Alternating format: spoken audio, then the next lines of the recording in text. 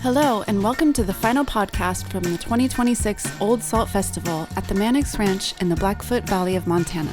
The Old Salt Festival is a gathering of land stewards, food producers, makers, advocates, and patrons of those who care for our world and its future. Today, Michael speaks with three Canadians who reflect the very best in human nature, who care for the land and their neighbors. They remind us of the interdependence of urban and rural families and point to the right kind of relationship between these two distinct worlds, a relationship we can depend on for our future. As we close out the series, we hope you'll revisit any conversations you may have missed with the farmers, ranchers, business leaders, and advocates working together to build healthier, more resilient agriculture and regional food systems. Enjoy the show. We live in a time when many people hunger for authenticity, decency, and a commitment to doing what is right by others. Basically, to live by the golden rule. Greed, meanness, and self-centeredness are rampant. Corruption seems to have polluted huge segments of our lives. We see few trusted leaders from Wall Street and banks, high-tech and food corporations, to politicians of all parties. Despite these conditions, I remain optimistic about our species. And this is because of the kinds of conversations I have with people like you will hear from in today's final podcast from our series recorded at the Old Salt Festival. My three guests are holistic thinkers. They know how their actions impact others, and they work to ensure that what they do makes life better downstream, literally or figuratively, through the food supply chains in which they participate. They share what you might call an ethos to learn, understand, and improve, to listen more than to speak, and to show rather than to tell. And they are showing us what it means for rural families to do their part for urban families. I could not help feel respect and love for these three ranchers and land stewards from the great nation of Canada, America's faithful ally and neighbor in the blessed continent of North America. It is good to know that there are more and more families like those represented in this conversation, and I think of the Mannix family who host, with their Old Salt partners, this great three-day event that I hope you will one day enjoy.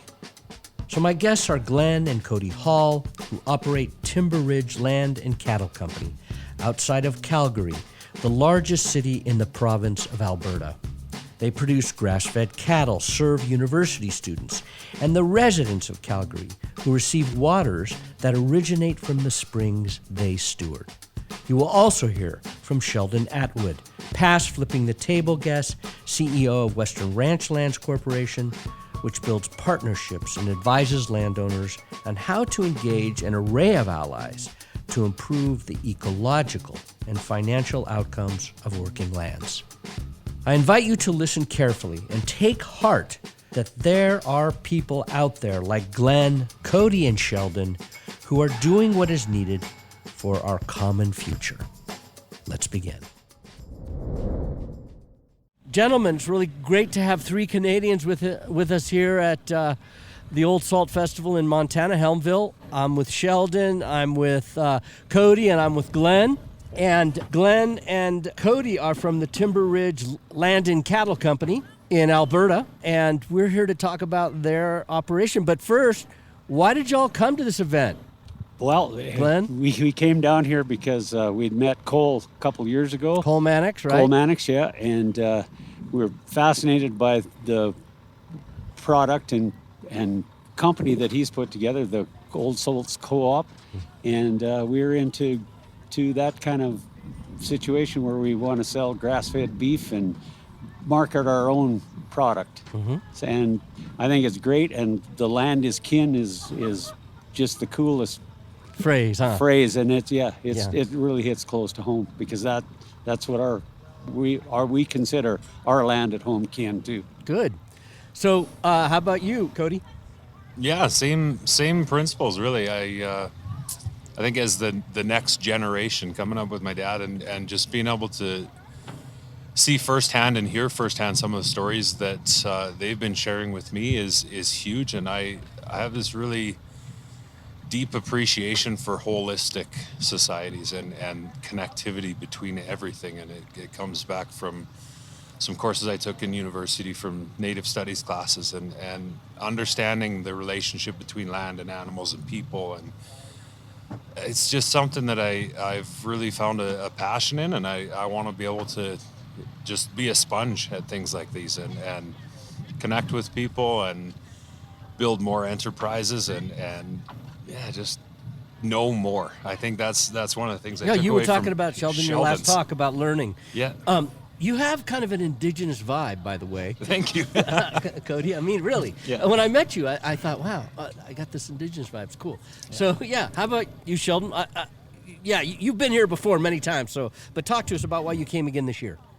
Yeah, well, again, I was with Glen at the Ranching for the Future conference a year and a half ago where we met Cole, and they talked about old salts and what they were doing and stuff. And so Glen couldn't come last year, but I told him he really needed to come this year. I knew Cody was a musician. He'd appreciate that aspect of it, but also the bond that people build when they come to a place and are in place and they see and feel the relationship with the land, with the earth, and with each other, and understand that to be part of the solutions, we have to learn and understand everything that's part of those systems and where we fit in the role with that.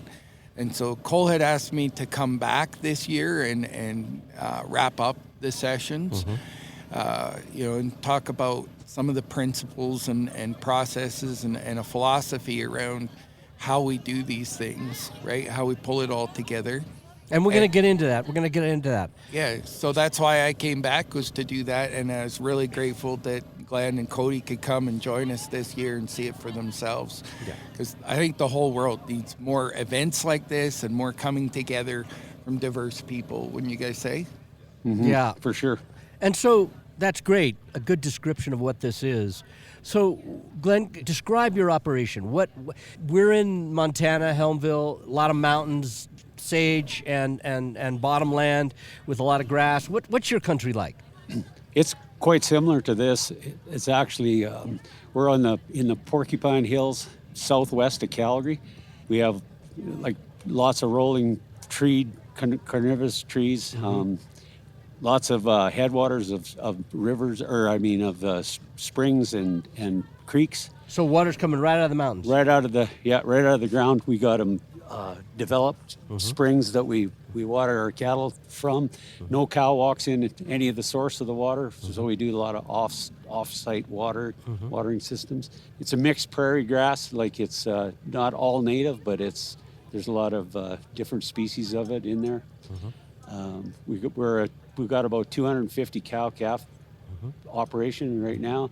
We do background yearlings in the wintertime. We're doing that for cash flow. We've adopted the regen model probably 40 years ago, before they even had a word for it, or we didn't know what it was, but we always followed that principle of, we got to look after the grass. We got to steward the grass, but most importantly, we got to steward the watersheds. We got to look after our water. Great. So you did that for many years, kind of probably selling all your cattle through the auction yards and all the way that's done traditionally. Yeah. But you started to think differently about your business. Why did you do that brought you into relationship eventually with Sheldon? What was the cause? What was the spark? So the traditional way of selling cattle when you go to an auction market and everything is very stressful, because you don't know how much you're going to get that day, and it's on, and how many they're going to split out, and whatever problems. So we started to feed into we met a fellow and we started to feed or send our calves into a grass-fed program, and which he just took all of them, which was great, because then they took all the stress out of it. And didn't have to worry. Yeah, we just sent them there. But turning the clock back a little bit, when we were at a grazing conference in Edmonton, and Sheldon was a keynote speaker there. That's the first time we ever heard him, and we were fascinated by this. He just drew us into this, how to keep landscapes intact. And we're in a bit of a conundrum then, because a parcel that we looked after was going to be for sale with a partner of ours that had an illness, and so he had to sell it. So we had to figure out how are we going to keep this, and it was the heart of the ranch. It was where the water was. It was just, it's something that we didn't want to risk to lose. How big was it? How big a piece? Just a half section, but it was the heart of it. So tell people, they might not know how big. 320 acres. Okay, yeah. Yeah. So anyways, we got a hold of Sheldon. We got his card after, and then we got a hold of him, and the rest is kind of put together a business plan and figured out how we could raise the capital to purchase this out of, it was land that we'd stewarded and looked after for probably... On a lease? Yeah. On a lease? Yeah. In the past, and you wanted to own it? Well, it wasn't a lease, it was a partnership with a friend of ours. Okay, that's right. And he was dying and he needed to sell it. Yeah, exactly. He wanted you to buy it out, buy him out. Yeah, okay. We had first dibs on it, but we didn't have a lot of time, and it's only 45 minutes from Calgary, and it's... All the billionaires wanted to buy it. Yeah, they wanted... He told us that he had a friend that would stroke him a check tomorrow for it if we couldn't come up with the money. So anyways, we wrote the business plan. I'll let Sheldon talk about how that all came together. Yeah, so Sheldon, tell us, so this is where you can kind of talk about your work and the principles behind it and how you help folks. Yeah, so I'd been lucky enough to have some business background and stuff like that from a long history of family stuff, but both my grandparents had big ranches, and both had gone out of the family by the time I got out of high school, and that really bothered me. So I cared a lot about learning and understanding what it takes to make ranches profitable and stay together and stuff like that. And in the process, met some other guys who felt similarly and had done different things, managing large ranch over here, a wildlife program for a big ranch over there. And we just got together and said, well, we can do this for ourselves. And we pooled our money together and we bought a ranch together. And then other people came and they wanted to join in with us, and it enabled us then to buy other properties and do other stuff.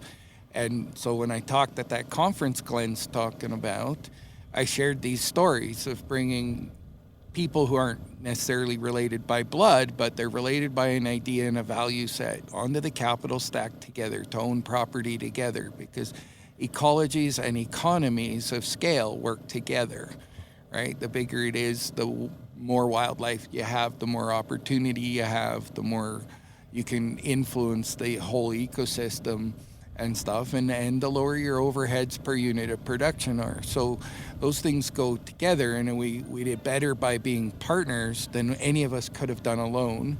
Plus we pay less per acre for a large property than we could have for a small property. So the synergies are there inside the systems, right? What Glen didn't tell you is the reason he was at that conference is because he'd won an environmental stewardship award. Yes, right? So they're already good land stewards, and they'd proven that and demonstrated that over a long period of time. And it made the job of finding other people who wanted to partner with them a lot easier, right? And so in that business plan, instead of having other wealthy people or people who wanted to hunt and fish become partners, in their case, it was a conservation organization that stepped up to the table and said, this is close to Calgary. We know it's going to be multi-million-dollar houses if it's not preserved and protected. They recognized that if Glen didn't have access to the whole property, it probably didn't make sense to continue to manage the little bit that would be left over. They'd lose scale, right? And it would be that much harder. You mentioned it was the heart of the property, the water, the other things. And so this was a really pivotal moment. And that organization did pony up. They became a 1/3 partner in that portion of the ranch and right on title with the rest. In the initial stage, there was no conservation easement or anything like that. They just had an agreement with us that we wouldn't develop parts of the ranch without them having a say-so. And so that's a de facto easement through the relationship. But at the same time, they didn't get any money from the cattle check, but they did get a say on the management plan, and they got transparency on what was happening. But that was easy because they're already stewards. Because these guys were already good stewards, and what went beyond is that they also allowed public hunting on parts of the ranch.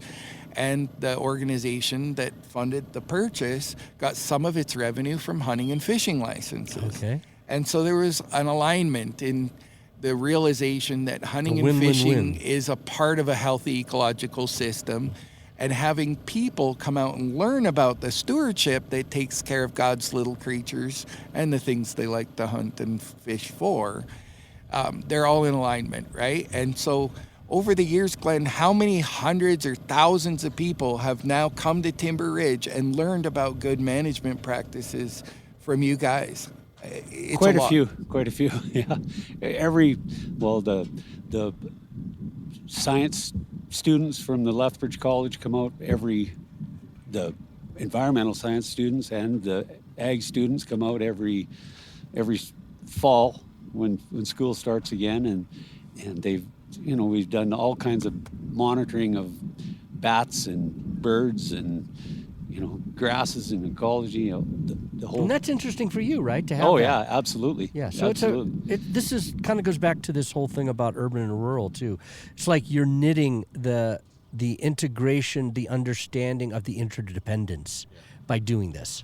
I just want to Cody, jump go ahead. in too, Yeah, because as the younger generation, I guess the cool thing is, like, these busloads of people come out, and it's happening all the time where we're able to show. And as a school teacher, I've found that in my career, that if you show instead of tell, you get better learners and you have more people capable. And what I want to go back to is, like, is it important that these busloads of people are coming? Yes, but I take it even a step further to the molecular level of, I'm a dad now, and I take my kids out and I watch them explain grasses and vegetation and animals to their friends, and that small level of, like, learning that happens genuinely and organically through just feet on the ground, right, and bare feet on grass, and that's such a moment of pride and hope for what's to come, because it's a dark horizon in terms of, like, When you look at the big picture. holy moly, there's so a lot much of to do. stuff. Yeah. But yeah, I just keep grounding myself on how much you can see it within your own little Space. your own little tribe, right? My kids' ability to know where their food comes from and be able to tell their friends at school where their food came from is a powerful thing. And I think that's, like you said, how do we save the world? We get the next generation to know the same stories and be able to tell them and Perpetuate it. perpetuate Well- and relate to everything. Well, one thing you said I really want to build off of, because the reason I'm here today, my cousins are here, or they were here earlier, and I grew up going to their ranch from probably 5 until my late teens, and that experience of being on that ranch, which was 12,000 acres with 17 ponds. It was an incredible piece of ground, largest valley in the coastal range of California, and it totally went into my molecular structure and shaped my thinking, and that's why I'm here today. And I'm 68. So, Sheldon, you want to say something? I don't know that I had a lot. My mind jumped to Cody's, not just pass on what we already know, but to pass on a passion for learning and improving our knowledge and understanding.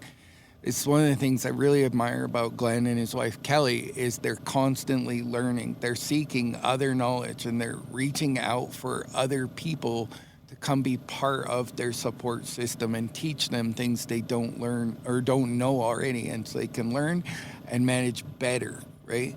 And that every new piece of knowledge transfers, like Cody's talking about, but then we teach the kids not just knowledge we have, we teach them to go get new knowledge, to add their pursue bit, it. Yeah. to compound that going forward. And it's a responsibility, not just to care for the land as we know it, but to know it better so that we can care for it better in the future.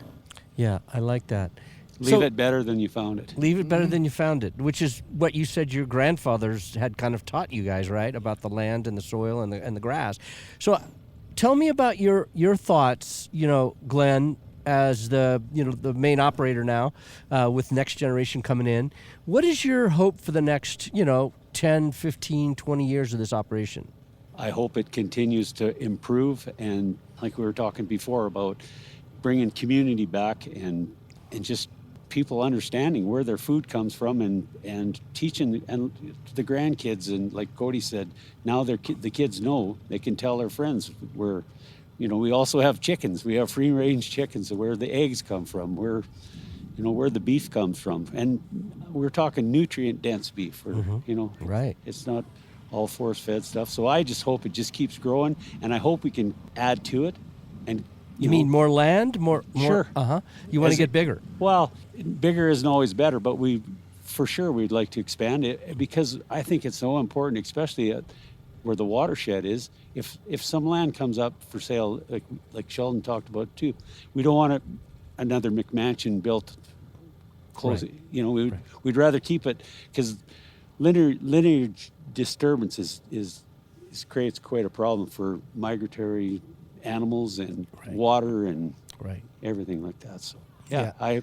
And the bigger you get, the more family members can come join, right? Because there's more revenue. Yeah, that's right. Yeah. It's because right now both boys that have, or all three of the boys that have come home have they've kept their day jobs too, because we're not big enough to support 3 or 4 families. Yeah. Well, you know, it's interesting about day jobs. Tay, who's sitting here with us, taking video, she just wrote a piece about a conversation we had with 5 ranchers up in Siskiyou County, which is the most north county on the coast in California, and in the Scott Valley. Maybe you've been there, probably. Anyway, they talking about how like behind every good rancher is a wife who's working off the land, or vice versa. You know, a husband working off the land, or working off the land, to keep it going in this day and age. It's really difficult. So, I want to talk about, and Sheldon, I want you to join this piece too. Like, actually going back to Siskiyou, we were there when there was 2 things going on. We were talking to these 5, what you would call, they're not certified as regenerative. They don't describe what they're doing as regenerative. They feel they're doing something regenerative. Just a few miles away was a conversation with a regenerative ranch. That's the whole identity is based on that. It's certified as that, and it's building a supply chain to be part of their operation. They're kind of in different worlds, and I'm really interested in your thoughts about how we cross that divide between people who don't want to be certified or don't want to be identified as regenerative, but feel they're doing that and also deserve to be recognized for the food they're producing and all these things. So what are your thoughts on that? I think as long as you're stewarding the land, looking after the watersheds, you know, raising beef or whatever you're doing, as long as your mindset is there to, first thing is the soil, the land, because we want to create that. For every drop of water, we want to hold it. We want water retention. So I don't know. I don't know if there is a right and a wrong, if you have to be certified or not. I think if you do the right thing, I think that's the key, the goal. Yeah. I would almost come back to like the show not tell thing, because there are a lot of strong opinions on what's right or effective or efficient or successful, and it comes down to acceptance and communicating but not telling, and learning from, okay, well, I do see that works for you, but it won't work for us, or this works for us and it won't work for you, and just coming to that like little bit of grace for people. And I'm humility. I'm painting myself with a bad brush here, but I remember early on in my life, we would go to the ranch, and as a young boy, I was protective of it. I was selfish of it, and I liked that people would come, but I always had this like wall up of, don't get too comfortable. This is ours to protect, and if you're not picking up your garbage, then I'm mad at you. And that wasn't the way to do it. It's not a way to convince people that this is this, and you can have an impact in how it's going to continue forever. And it kind of took me becoming a school teacher and doing some different stuff through the summer, and learning the principles of leave no trace and leave it better than you found it, and understanding that you can have something beautiful, but if you're not willing to share it, you're going to create, and Dad alluded to this before, we wanted to create this oasis, but within this oasis, show people around us that it does work.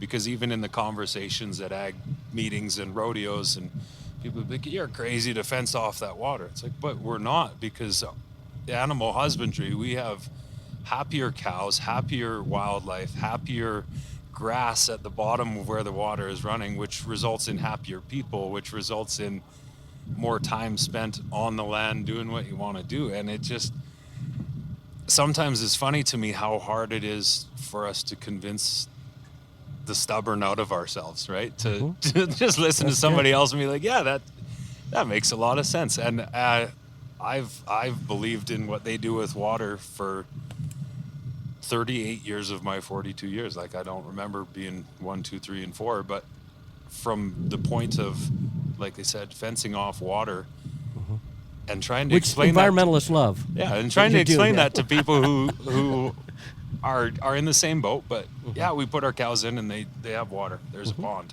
It's like, yeah, but don't you want them to have that pond for longer?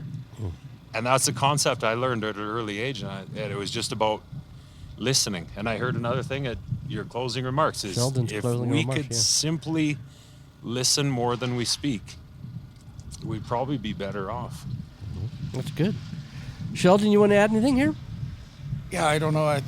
Riffing for a second on Cody's comment about water and cattle and things, though, and that notion that these are systems, right?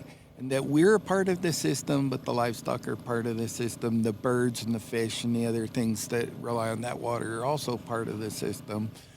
And recognizing that while it might be an inconvenience to do off-stream water, and there might be a cost in setup, one, nowadays, it's pretty easy to get help to defray some of those costs.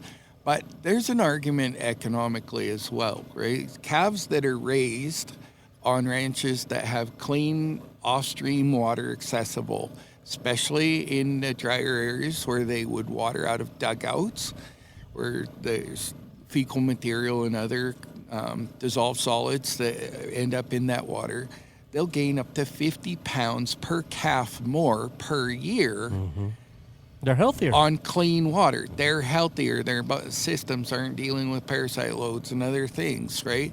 And that kind of thing. And so the economic argument in today's world of $4 a pound for beef is very easy to say the math works, the infrastructure pays for itself. And so nature and finances are in harmony when you really look at the whole system and you figure out how to capture the full value. But you have to be looking for those alignments between the different currencies and the different values that come out of it, and understand that these calves and clean water are not just important for the calves, they're not just important for the fish, they're not just important for the bugs and the birds, they're important for the entire system, right? Including the people downstream, which Glen mentioned there at the headwaters of some pretty important streams, right? That feed other populations. And lots of us here in ranching world are. And so the better job that we do, the better the downstream effects. And, you know, the more of that water that can be sequestered in the soil and released later in the year, the more green we have early in the year, later in the year, the carbon in the soils. It's all part of a system. That's really well said, and it reminds me of a couple of things. One, that not just this conference, but all the meetings that we've been going to and discussions we've been having, it's really about the fact that we've entered this phase where the complexity of the system is seen more. Like, people understand and they can articulate all of the pieces and how they fit together. And that's kind of the I would say the indigenous value set coupled with the science to give us the articulation, right? To describe it in ways that modern people now need to hear things in order to understand. We've got that going for us now.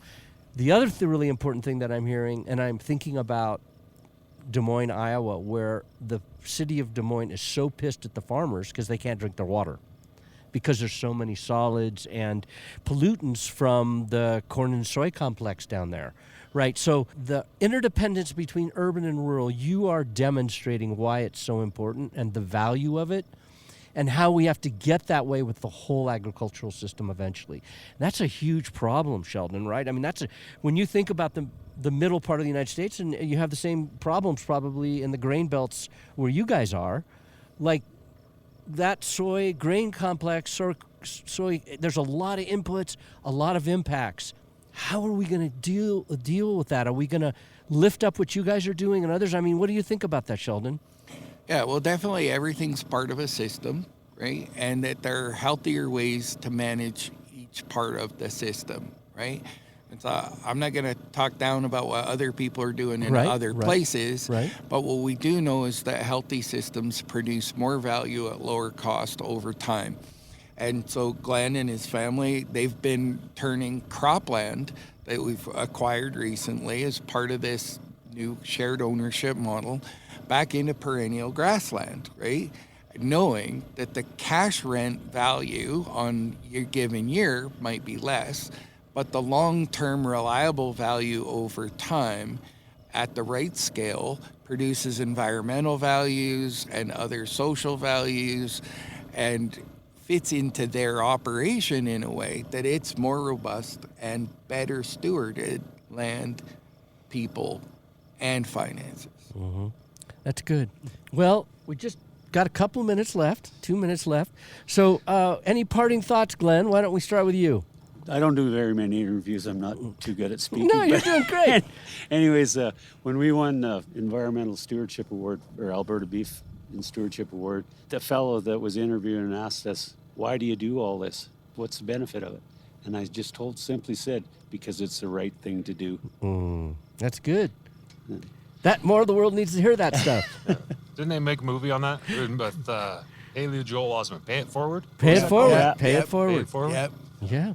Yeah, so what about you, Cody? What do you want to say? Same thing. I think it's just a deep understanding of I've gotten to an age in my life where I think I know what I want out of life. And part of that is reminding myself to stay humble, and like wealth to me isn't pockets full of cash and toys, but it's joy, and it's the ability to live in this symbiotic relationship with everything around me that just, I scratch your back and you scratch mine back, and I just think of the ease of some of the stuff that I'm starting to look into now, of how you can have these systems rely on each other and they're automated, and you, the producer, set it up, but it works for you if you are patient and you buy into this thing that is really hard to buy into, because the first couple of years it's a lot impossible. But then the patience pays off in the end, and it's like, oh man, that's what I did this for. And my goal is to do that, like eliminate the first 2 years of that struggle for my kids. When they turn 25, they can walk in and be like, this system is already operational, and we get to come and enjoy it now. Steward it. Yeah. Yeah. Good. Sheldon, you get the last word. I don't know that I have a word. It's more of a mic drop on Glen's comment, because it's the right thing to do. Mm-hmm. Well, thank you very much, gentlemen. Really glad to have met you here. Good to see you again, Likewise. Sheldon. And hopefully see you next year at Old Salt. Thanks a lot.